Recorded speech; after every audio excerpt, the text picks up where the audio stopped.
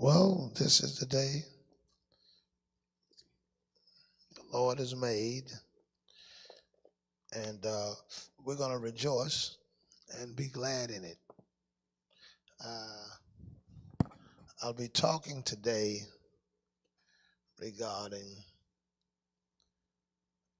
witchcraft, which is a pretty heavy topic, and I'll be teaching it for the next 3 days. And today I'm going to be teaching on emotional, physical, mental, and sexual witchcraft. There are different aspects of witchcraft that people don't really go into, because when they think of witchcraft, all these speakers on, every one of them, there are different aspects of witchcraft that people generally don't go over. Make sure all of them are on and turn them where I can hear. And I want to talk about that. And again, emotional, physical, mental, and sexual witchcraft. First, let's define what witchcraft is. Witchcraft is really mental manipulation. It's a means of getting someone to do something against their will by manipulating their thoughts. And so sometimes a lot of people are involved in witchcraft and don't even know they're involved in witchcraft, because we only look at dust and all these other things. They are not recognizing that witchcraft is actually a control. It's one person trying to make another person do something that they want to do against their own will. That's really what witchcraft is. One of the things that God gave us is a will. And that will, God doesn't necessarily always take. An example of that, God wants us to live holy. He wants us to live right. But he gave it up to us in some levels, to some of us in some way, to make that decision to ourselves. Whosoever will, let him come. Not my will, but thine will be done. That was a prayer that Jesus prayed. Not my will, but thy will be done. So even if my wife, I want her to do something which she's supposed to obey me, if she doesn't obey me and I use the rent money or a dress or a shoe or a house as a punishment for her not doing that, and she's literally a grown person, then I'm using that as a form of witchcraft to make her do something that I want her to do against her own will, to manipulate her to do it. So it's all about control. There's a lot of parents who are involved with witchcraft. There's a lot of children who are involved with witchcraft, because it's ultimately a type of control. And let's go to 1 Samuel chapter 15. And then you have things that are not witchcraft, but they are work on the same level. There are certain things the Bible mentioned, they're kind of like substitutes.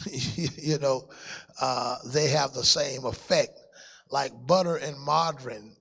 Butter and margarine is as butter. So rebellion is as the sin of witchcraft. Okay, you go down to 1 Samuel chapter 15 and 23. 1 Samuel 15 and 23. All those speakers on. Make sure you got them on from the back. 15 and 23. For rebellion is as the sin of witchcraft. For rebellion is as the sin of witchcraft. And stubbornness is as iniquity and idolatry. And stubbornness is as iniquity and adultery. So rebellion is as, or is equal to witchcraft. So you can get the same results from rebellion as you would from witchcraft. So let me talk about emotional witchcraft first, and how emotional witchcraft works. Each of us have our different emotions.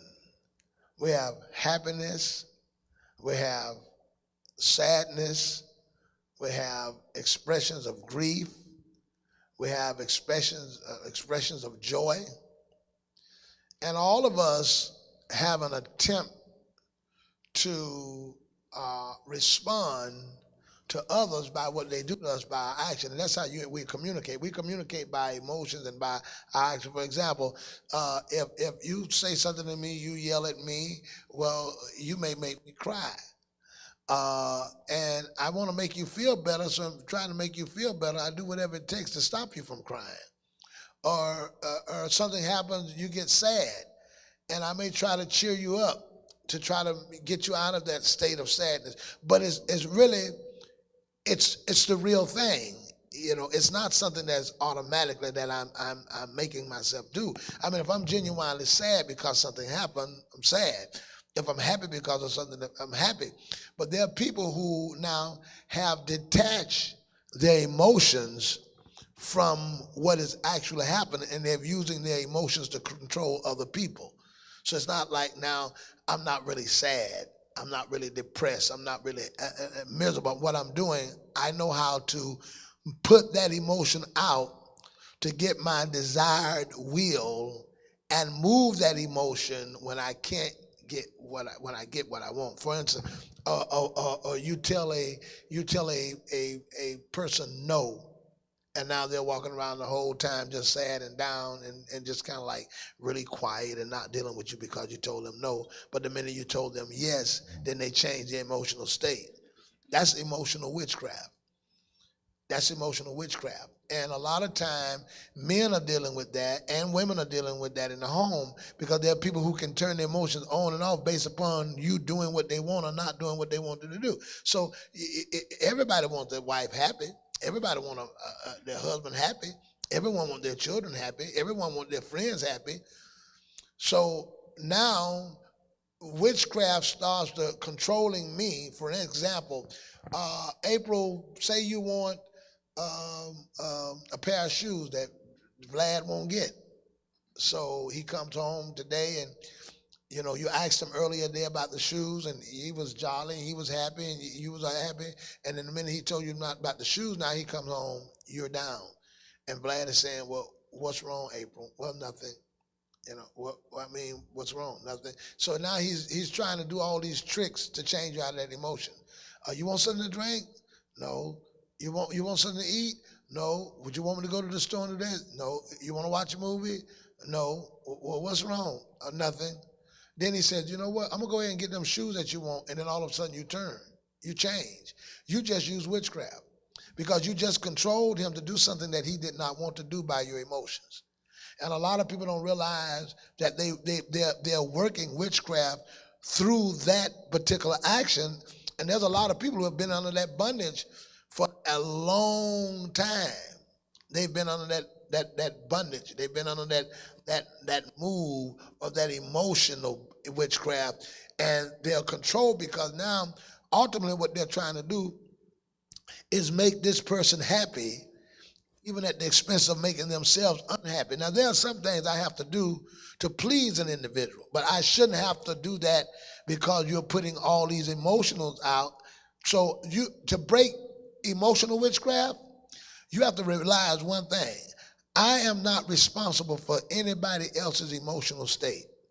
And to break it off of you, you got to realize that no one is responsible for your emotional state.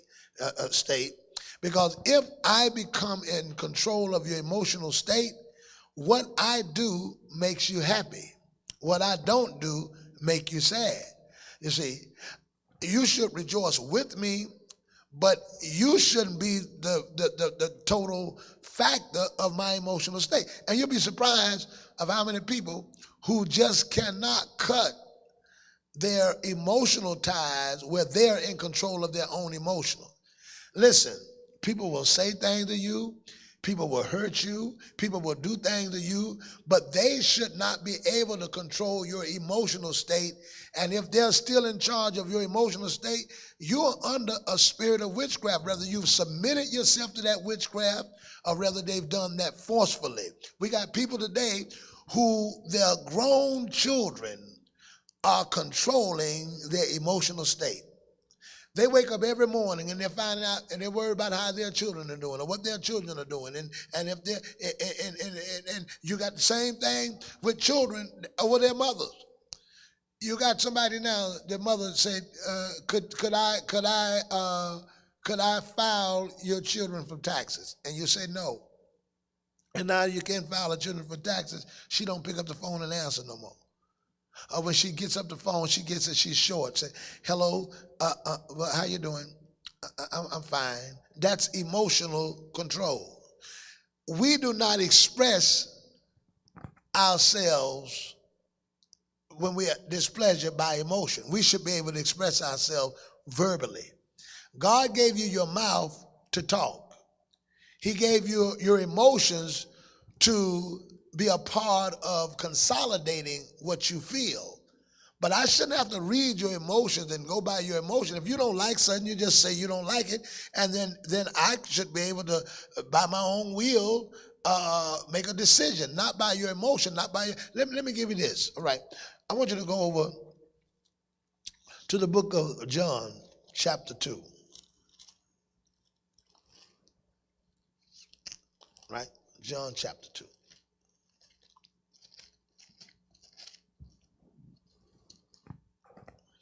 Chapter 2 and 1, we're dealing with Mary and Jesus. All right? And the third day, there was a marriage in Cana of Galilee, and the mother of Jesus was there. And both Jesus was called and his disciples to the marriage. And when they wanted wine, the mother of Jesus said unto him, they have no wine. The mother of Jesus said unto him, they have no wine. Jesus saith unto her, Woman, what have I to do with thee? Woman, what have I to do with thee? Mine hour is not yet come. My hour is not yet come. His mother saith unto the servants, Whatsoever he saith unto you, do it. And there were set there 6 water pots of stone. Now he said, what have I to do with thee? She didn't have an emotional breakdown. She didn't start cutting the food. She left and said, whatever he say do it. She didn't give him no pouting match or change her emotional state. I'm your mother. Out of all that I've done for you, that's the best that I get. She didn't do any of that. He simply said, whatever she say do it. Their parents, their children, their husbands, their wives, who have brought themselves into a place, and they know the danger of it is when the person know what they're doing. It's almost like when you get through and they accomplish what they want to accomplish, and you leave, it's almost like a little grin on their face. It's almost like, would you go and get me something to eat from the store, and they just pass by the store? Because it's all about control. It's not about, it's about knowing I'm in control. Would you go by and get me something to eat from the store? And you say, no, ma'am, I'm gonna, let me get it when I get off of work. Or let me get it then. Oh, no, I'm hungry now. And they put that pressure on you to move in. And you said, okay, I'm going to stop. I'll go do it. And then when you go do it, it's like a grin that they have on their face. Thank you. It's almost like I got what I wanted, and I used that emotional state to get it. And when that begins to be the problem. And some of this, I want to tell you, give me some volume and take this muffin off my mic. Some of this, I tell you, it starts from childhood. It starts from, and we learn some of these behaviors when we're young. There comes a time that a baby cries for milk, like the mother's doing here. She's giving the baby milk. Cry for a diaper. But there comes a time now that baby starts to learning that he can get you to move by his emotion. So now he come for you when they're young, at that age. You see that baby there doesn't already stop crying because they know they're getting some milk. And that's what they want. They want some real milk. But there comes a time now you go in, you bring the baby milk, he stopped crying because he was hungry. You change his diaper, he stopped crying because his diaper needed to be changed. But then he goes from that, he starts crying to get you in the room. Now you walk in the room, he stopped crying. You leave out of the room, he starts back crying. He's already walking into a type of control. And then the child then starts another cry. You pick him up, he stops crying. You put him down, he cries again. You pick him up, he stops crying. You put him down, he cries again. There are people who never broke out of that. And their cry is not a whine like baby. Their cry is emotions. You do what they want, they stop pouting. If you don't, they pout. And all it is because it was never broke from a child. And there comes a time that you break the control of your child, and when that child starts crying, and you know that you've given them the diaper, and you know that you've given them the milk, and you've given them everything they should have, and you got to cook. Now, you can't even cook your whole meal because you got to pick them up and carry them out the whole time. Now, you know nothing ain't wrong. It's time you put a toy in there and put a pacifier in there and put whatever in there. You tell yourself, I done changed it. I done gave you what you need. Now I'm going to let you in there, sit down there and cry until you break out of that emotional growth, or else you're still going back and forth, being controlled. There are grown people are the same way. They control their parents. They control their mothers. The mother said, I'm not going to give you no toy, and the child go in there and pout the whole time, and the mother break down and give it to them. That's why, and then they carry that through marriage. Why? Because they did that with their parents. Now they carry that through the marriage, and they get married to a man, get married to a woman, and if they don't give them what they want, they go, now instead of going into a corner on a couch, they block you on the phone. I mean, you know, as a little child, you go down there. Now instead of going into a corner on a couch, they sit down with a quiet, emotional state all day long. How do you break that witchcraft?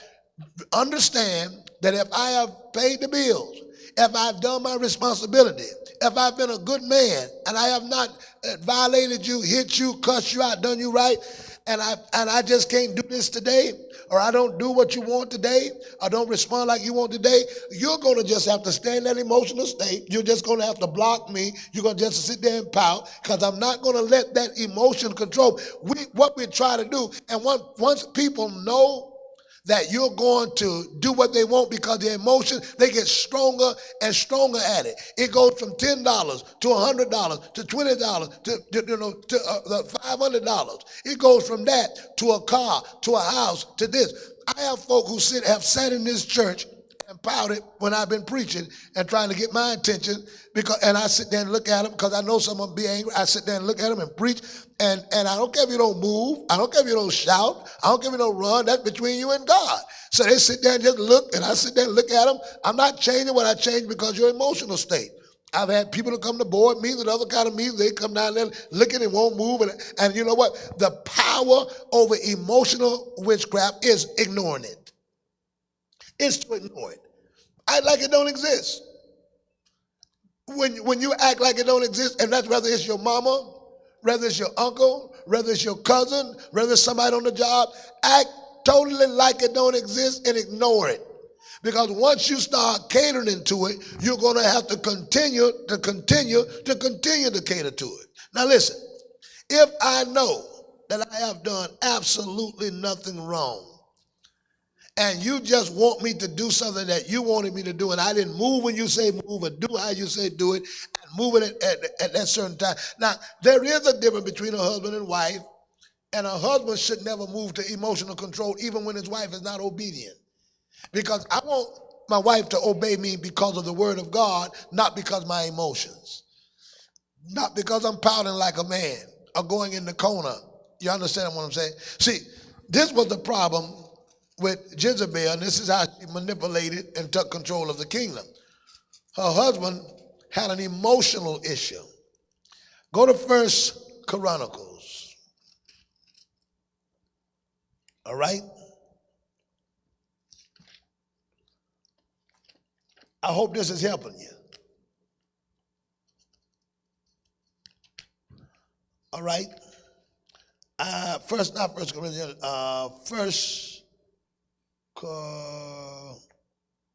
go to 1 Kings 21:1. I like this one, 21:1. And it came to pass, after these things, that Naboth the Jezreelite had a vineyard, which was in Jezreel, had by the place of Ahab, king of Samaria. And Ahab spake unto Naboth, saying, give me thy vineyard, that I may have it for a garden of herbs. Listen what it says. Give me the vineyard that I may have it for a garden of herbs. Because it is near unto my house, and I will give thee for it a better vineyard than it. Or if it seem good to thee, I will give thee the worth of it in money. And Naboth said to Ahab, the Lord forbid it to me, that I should give the inheritance of my fathers unto thee. And Ahab came into his house heavy and displeased. See that? He does not negotiate and communicate. Now, here's a man that got property, and so instead of him communicating and talking with the guy about the property, you see what he does? He goes home and pout. That if I want the property, now instead of me talking and communicating, I'm going back home heavy, and this is where his wife was able to step in and work witchcraft. Look what happens. Because of the word which Naboth the Jezreel had spoken to him. For he had said, I will not give thee the inheritance of my fathers. And he laid him down upon his bed, and turned away his face, and would eat no bread. But Jezebel, his wife, came to him, and said unto him, Why is thy spirit so sad, that thou eatest no bread? Now, what is this over? How could he have solved the problem with this vineyard? What is the way you think he could have solved it? Communicating, talking. How is he trying to solve it? Emotions. He's sad. He's down, and his wife comes, and she's able to get right between that emotion. Read. And he said unto her, Because I spake unto Naboth the Jezreelite, and said unto him, Give me thy vineyard for money, or else, if it please thee, I will give thee another vineyard for it. And he answered, I will not give thee my vineyard. And Jezebel his wife said unto him, Dost thou not govern the kingdom of Israel? So how does the witchcraft come in? Instead of him negotiating, instead of him talking, he's going somewhere pouting, and his wife easily gets the sense of control and slips in now, becoming his authority, becoming his head, because rather than him being the one. Now notice this. It is a man's position to deal with a man. This is a business deal. It should have been man to man. But because he wants to be controlled by his emotions, his wife steps right in, and now she takes a position over him because he is there are men today who are in their home that are emotionally not satisfied with the home, but they can't open their mouth to verbally say anything because they're afraid, because they don't want to, they're afraid of the emotion that their wife may give. The same thing with wives who have issues that they would like to discuss with their husband, but they're scared of his emotional state. So then you got physical witchcraft, and that's people who use their presence for control. This can be relationships. This could be churches. This could be marriage. And so if you don't get along with what they say, they're leaving, or they're cutting you off, or they're going to block you. They're going to talk to you. I won't be to church. Why? Because I said something that you don't like. I'm just not coming tonight. Now they won't tell you what it is, but you know what it is. You know it was something that you did not do that they didn't like. So they said, I won't be to church tonight. What is? Well, I'm not feeling good. Now let me tell you something. Witchcraft spirits can turn into real physical sicknesses when you play this. So there are women that may be upset with her husband, and because she's upset with her husband, she doesn't want to do certain things because she's upset with her husband, and now she's upset with her husband, and my back hurt, my eye hurt, my neck hurt. You follow what? And eventually that spirit, because you're claiming that spirit kicks in and really create a real sickness, which is called an infirmity. An infirmity is not a real sickness. It's not a real sickness. It's not real. That's why you can go to the doctor, and the doctor can't figure out what it is. He can't figure it out. Why? Because it has been created by your words and your action, and you give the devil. So I don't want to be involved tonight. Why? Well, now you done just had an argument, everything was good, but now you don't want to be touched because you're upset because of something that was said or done. Now that spirit takes control of that word that you said, and it creates a real sickness that has the symptoms, but it's not there because there's a spirit that's causing it. Or children that I'm gonna run away from home if my mama don't let me do this and don't let me do this. I'm gonna run away from home. And parents are sitting there, they're so afraid, they're scared, and they got to walk around their house and lower their standards, let the child do whatever they want in the house because they want their presence there. When you break through that spirit of witchcraft, okay, fine. I have provided you a place to stay. If I told you you got to be in my house by a certain amount of time and you don't want to be in my house, and and now I'm scared because I'm saying, well, I don't want my child on the street. Well, what we got to, your child, does you want to be on the street? Because I gave you a place to stay, but it's with rules that I have in my house. So what do we end up doing? We end up being controlled by their witchcraft, turn our houses to whorehouses, turn our houses to club, letting music and stuff stay in our house because we're afraid that they're going to be without a place to stay. That's physical control because they're using their physical presence to control your whole household. And you have dropped your whole standard in your house to accommodate somebody staying there. If you decide that your presence don't want to be here, I didn't put you out, you put yourself out. So that becomes a problem. Same thing with the husband. Wife don't do nothing and he leave every weekend. He leave out because he don't get his way. Or a wife who goes and go to a mama house for 8 hours because you didn't do a certain thing that they say. Or members that get upset, or children that get upset. And that is something that hurts a parent. It is something that it gets in your mind and mentally, because guess what you're thinking? I can't see my child out there by themselves. They ain't got nowhere to stay. Ain't nobody got, oh God, what they gonna do? Let me tell you, you have got to get to the point that you realize it's a physical control. And you're going to have to let them go. They made that choice. I'm not putting you out. You made that choice. That was your choice that you made. That was the decision that you made. And because you made that decision, you got parents. A child don't do whatever. I'm cutting you off. And you know what we do? We run behind them. Hey, mama, what is it? What does I need to do? What I need to do? Well, you said, I didn't cut you off, you cut me off. That's what you said. And I'm not going to be one knocking on your door and banging on your door, asking for your relationship, mama, when you cut it off. Now, let me tell you where the control comes in. Mama told you she letting you go, right? And you didn't go running behind her, right? So guess what she do next? She get a call. See, I know you don't love me because I went away and ain't nobody checked on me. Well, that was you. You the one said you was running away, and not because I didn't come and run you down. When you said you was running away, I gave you exactly what you said. You said you wanted to run away, and you was going, and guess what? You went right on ahead, and I didn't chase you. Have you ever had people like that? They turn you off and tell you don't call them, and you 9 out of 10, they sit down on their phone and say how long it's going to take you to call them.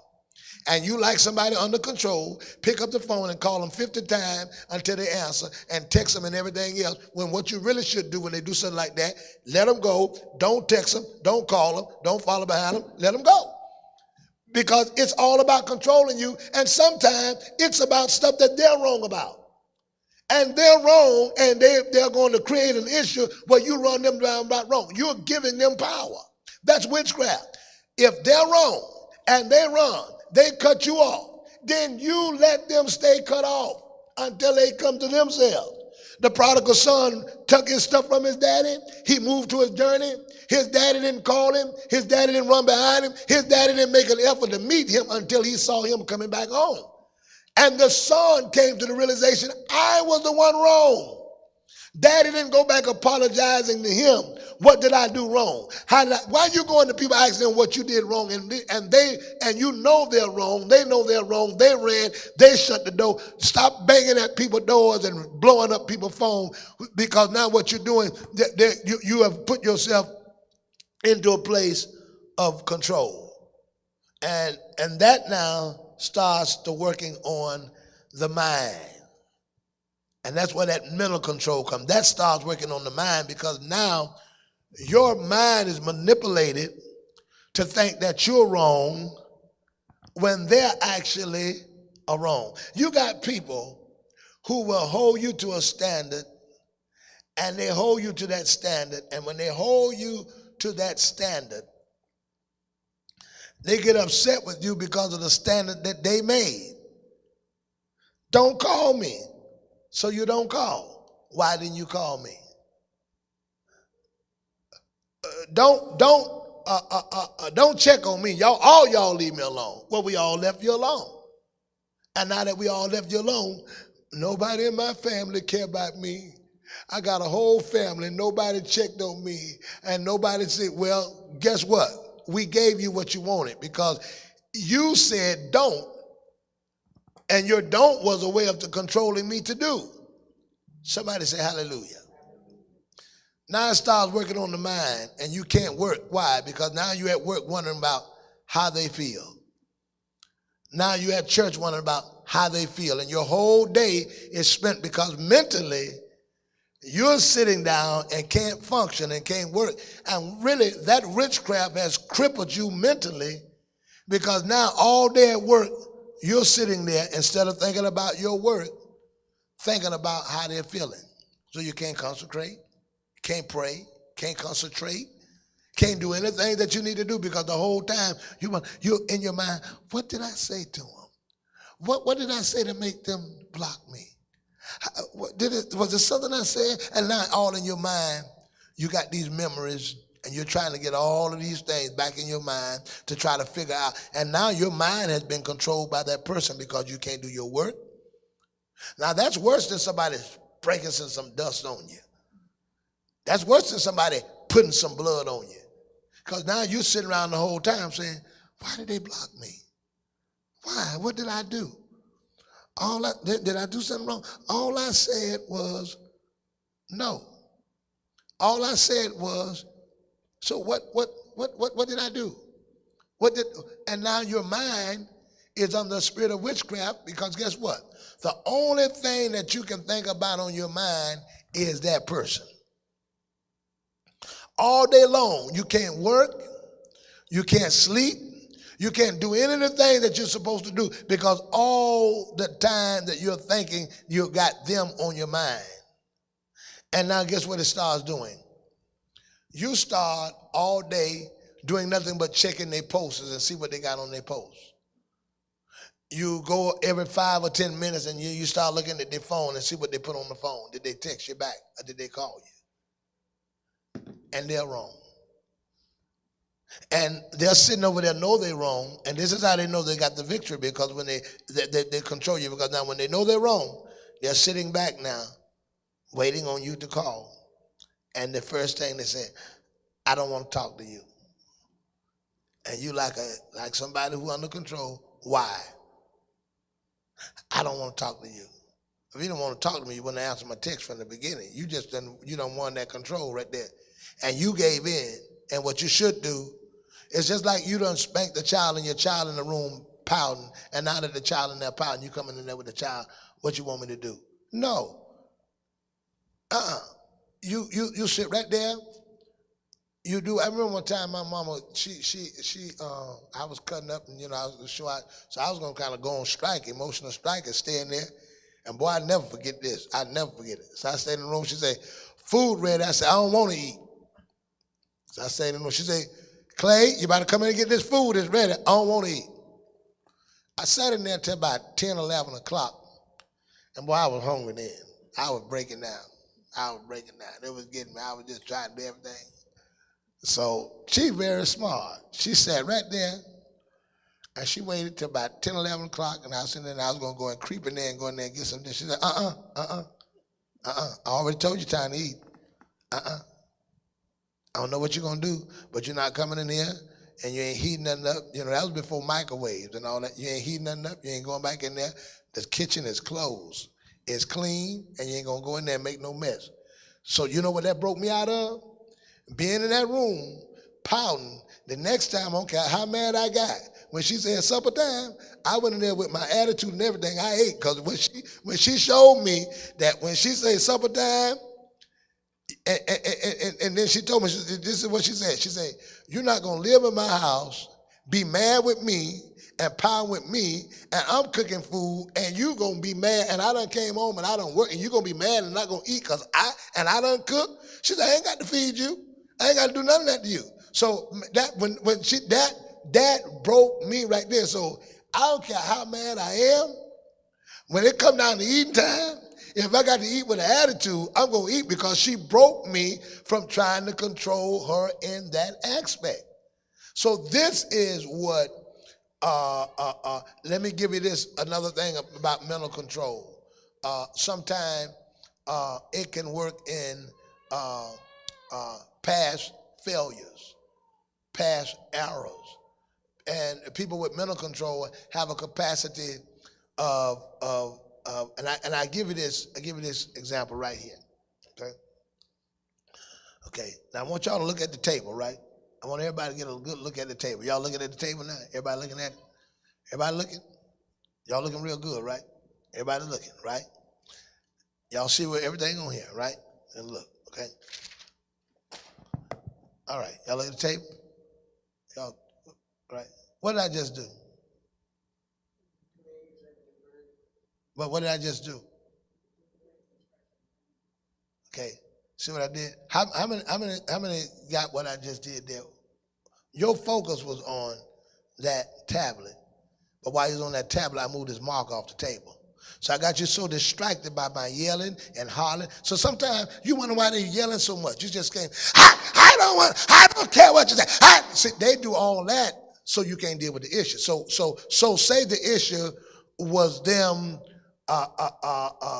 lying. And so you say, you lie. And that's a lie. And I tell you what, every time I turn around, I have to clean this house. I have to do that. Well, listen, this discussion wasn't about no cleaning no house. So I don't want to talk about no cleaning no house. Let's go back to you lied today. See, you want to talk about a house you cleaned 5 months ago and I dirtied it up, but you don't want to talk about what just happened. So in order to do that, they create a distraction. This is distraction. They create the distraction and they do this. And now your whole mind, and they've accomplished just what they wanted. They got you off the main issue. And guess what? Now you over here talking about a whole dirty house. The house was dirty 6 months ago, and I cleaned the house. And besides all that, I washed your stink underwear, And guess what? You are so caught up in the new argument that they did that you never get a chance to address the real thing. So watch people who create this big scene over little issues. That's mental witchcraft. So here it is. We're going to talk about you getting I'm going to use this, getting my check and writing a $300 check that I ain't know about. I'll just use that as an example so you can see. So we're talking about the check.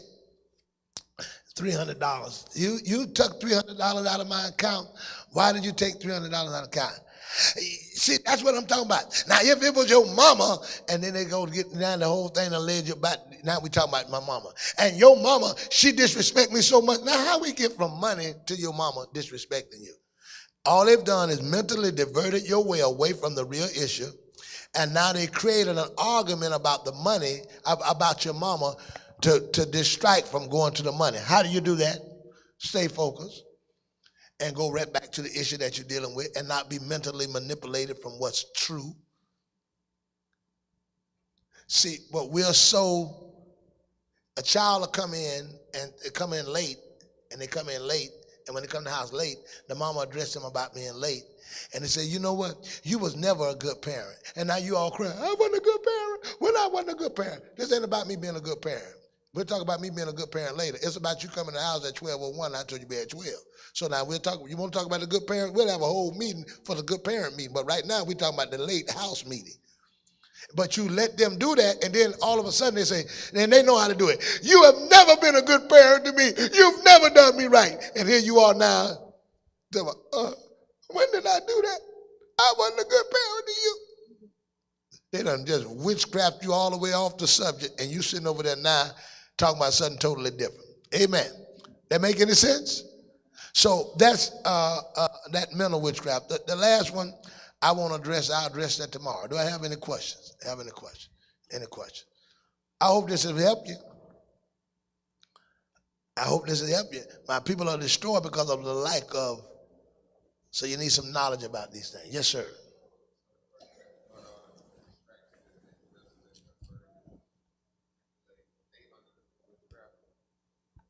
The person that's doing it? No, most times they're not, and sometimes they don't even know that they don't even know that they're doing it. They ain't got an idea that they're doing it. They don't even have a mindset that they're doing it. So they got you under that craft. They would have you working on it. And sometimes they don't know that they're doing it. Sometimes your kids don't know nothing about no witchcraft. A lot of them controlling you about the time. They're just doing it, but that is a type of witchcraft. They don't even know what they're doing, but it's a type of, because it's trying to control me or to manipulate my mind. That's what it is. That's why magic is not is of the devil. Magic is of the devil. Why? Because it's manipulated mind. You know nobody can't disappear like that. You know good and well nobody can't disappear. You know good and well you can't take no rabbit out of no hat and talking about abracadabra. You know good and well you can't do that. But it doesn't trick your mind and your senses to believe something that ain't true. That's all manipulation. That same magic trick that they work on the rabbit and disappearing, there are people now that got people think that they love them and they don't love them. That's magic. That's magic. That's going back to that sexual manipulation. I go over there. They say, "I love you," and they hit you in the eye and go ahead and pull that rabbit out the. It ain't no rabbit in no hat. They pull a rabbit out the pants, and then you go in there and he say, "Oh, he loved me. He loved me." That joker just beat you up. He pull that rabbit out, and you think that's the rabbit that doesn't manipulate you to make you think that he loved you.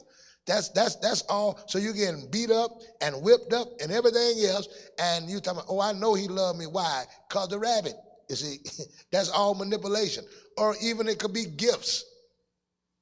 It could be all kind of things, and it's not genuinely love. Everybody follow me? And so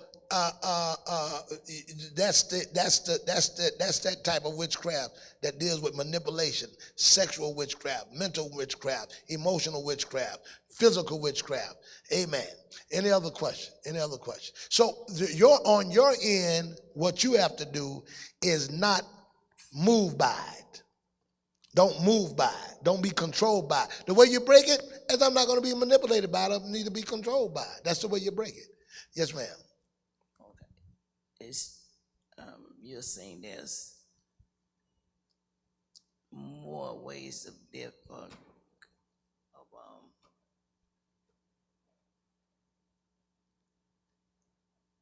witchcraft than one. Oh yes, most certainly. There's more. So you're teaching on emotional witchcraft now,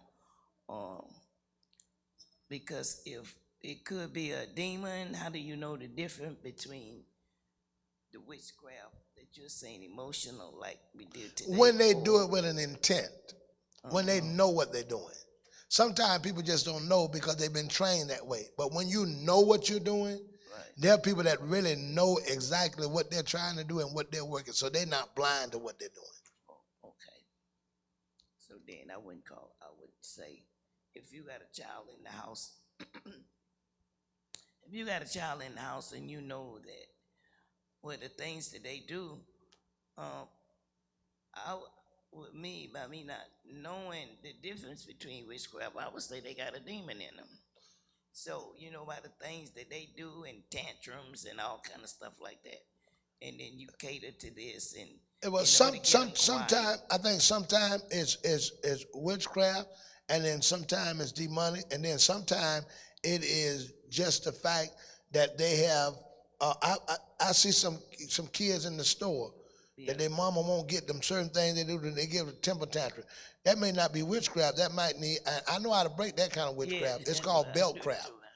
If I get that belt craft and put it on that behind craft, it'll change some of that craft there. Oh, okay. So, yeah, some of them just need a good whipping because they spoil. Right. But then when it get in grown folk and they carry it up to their adult age, then that becomes one of the issues. Do we get punished by God if we do something under witchcraft spirit, even if we do not want to, but still do it? I don't know if you get punished by God, you're punishing yourself. When you're letting that happen, you're punishing yourself. You're putting yourself under that type of control, and you need to break that spirit. Uh, uh, Even when Sister Cowart, if I would tell her something when we first got married, she didn't want to do. Even if she didn't want to do it, I'm not going to try to do things to make her do that. I'm on out of obedience say, listen, the word of God say this. This is what you need to do. But to me to say, because I remember when we first got married, and Sister Kyle, she was disobedient. Something I was telling her to do, she wouldn't do it. So I went in there and I cut the whole breaker box off. I said, I ain't gonna be paying no bills around here, and I can't get nobody to do whatever I ask her to do. All I ask you to do one thing, just keep your mouth shut and stop running your mouth at me like you toe to me. We were just going at it. Well, you ain't my daddy, you my. So I said, you know what? Forget that. I went and cut the whole light because I know she didn't know how to. My wife, she don't know nothing about no breaker box. She don't know how to open the hood of a car because I made sure I did everything. And that's how her father was. So I just cut the breaker box off. And when I cut it off, you see, I said, ain't no lights in there until you learn how to, and immediately, that spirit got a hold of me and convicted me and said, man, you got your responsibility is your responsibility. I don't care what. You got men today that will not take care of their children because they're mad at their wife. That's witchcraft. Will not take care of their children because they're mad at the baby mama. That's witchcraft. You got wives that won't have sex unless you buy me a pocketbook. That's witchcraft and stupid. But all of these things are things that sometimes we don't recognize and we don't see, and that becomes an issue. All right? God bless you all. Thank God for you today, and we'll continue this lesson on tomorrow. Bless you.